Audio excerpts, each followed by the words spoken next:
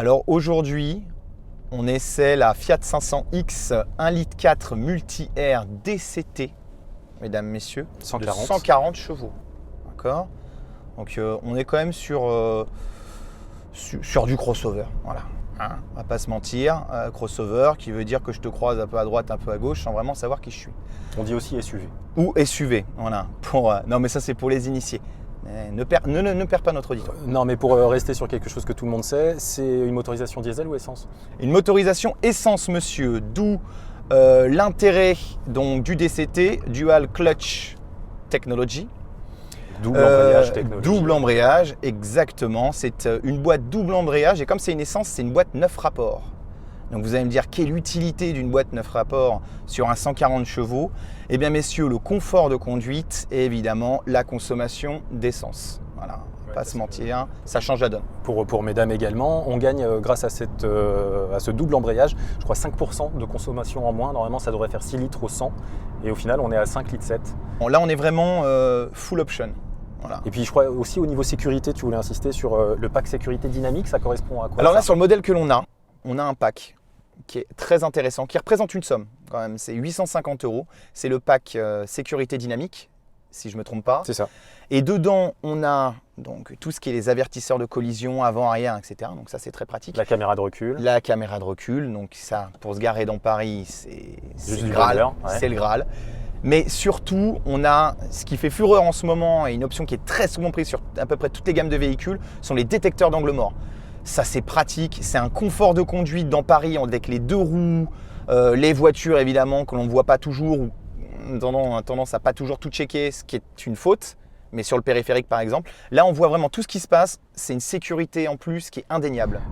Ouais, donc avec toutes ces options, du coup, on rajoute grosso modo, je crois, 5 000 € par ouais, rapport c'est pas rien, hein, c'est pas au prix d'entrée qui on est loin des options des véhicules haut de gamme, on est bien d'accord, parce qu'on reste quand même sur une marque généraliste, mais ça reste quand même 5 000 € en plus. Grosso modo, on passe de 25 à 30 000 € quoi. Exactement. Prix catalogue neuf. Exactement. Donc oui, encore une fois, la sellerie cuir, toutes les petites technologies qui vont bien pour assurer la sécurité et le confort de conduite, c'est un gros plus. Les avoir, c'est génial. Après, savoir si toutes valent le coup, non. En France, elle a été élue SUV de l'année 2015 par les lecteurs du magazine SUV Crossover, ce qui n'est pas rien dans la catégorie urbain. Donc effectivement, c'est une réussite commerciale et puis je crois que le ressenti en fait des amateurs de Fiat en général et de SUV en particulier l'ont perçu comme ça. Toujours au niveau marketing, il y avait la pub qui avait été assez remarquée. La pilule bleue, la fameuse pilule bleue, le bel Canto qui a besoin de sa petite pilule bleue. Là, comme ça, question, toi, tu as ressenti quelque chose justement? Je sais pas, tu te sens plus viril, tu te sens plus fort? Ça tombe bien parce qu'elle est bleue en plus. Là, le modèle que l'on essaye est totalement bleu. Pour moi, c'est plus la voiture de madame que monsieur peut utiliser quand il a besoin de se faufiler un peu plus facilement dans Paris avec un minimum d'espace à l'intérieur. Mais voilà, je ressens pas l'effet de la pilule bleue, non. Ali, je faisais l'éloge de la boîte auto 9 rapports et double embrayage. Et tu me parlais donc des 5% de consommation en moins, mais est-ce qu'en réalité, ça se traduit par une véritable baisse de la consommation, du moins une consommation intéressante?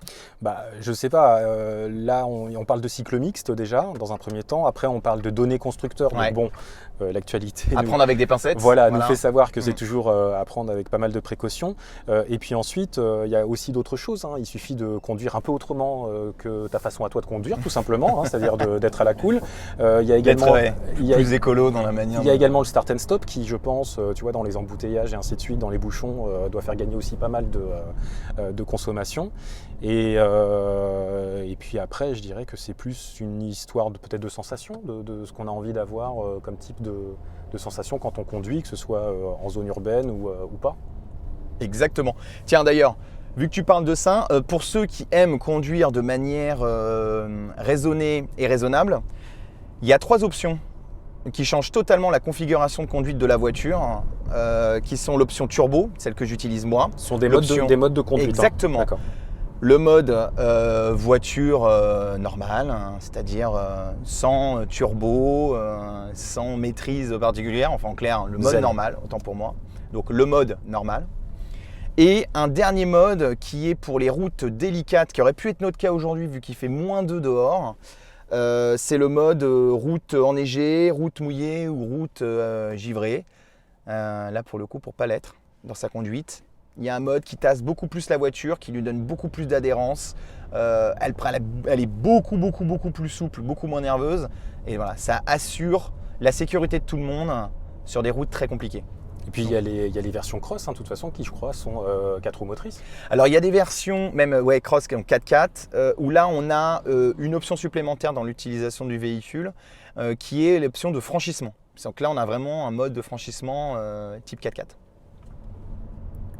Non, moi je trouve quand même que c'est une bonne petite bagnole, qui est bien foutue. Il y a quand même un minimum de travail. Les finitions sont plutôt sympas.